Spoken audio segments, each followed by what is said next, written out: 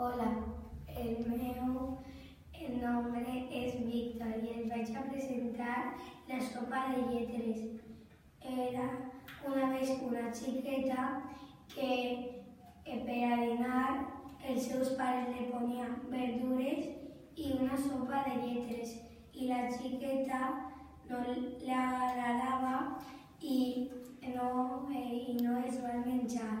Els seus pares le van a diure que hasta que no es menge la sopa de lletres i les verdures no pot anar a jugar amb els seus amics i tampoc li contaran contes quan es vagi a la cama.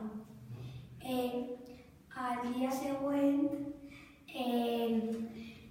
la xiqueta le van a pondre una sopa de lletres i la xiqueta iba buscant paraules per a formar d'altres. I la primera paraula que va buscar és cafè i ella la va buscar perquè ella queria tomar cafè però els seus pares no els deixaven.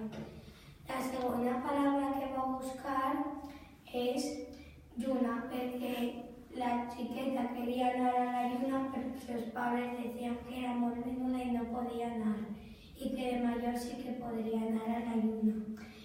I la xiqueta buscant paraules, cada paraula que buscava la menjava i entonces la xiqueta es va acabar la sopa de lletres i les verdures. Fi.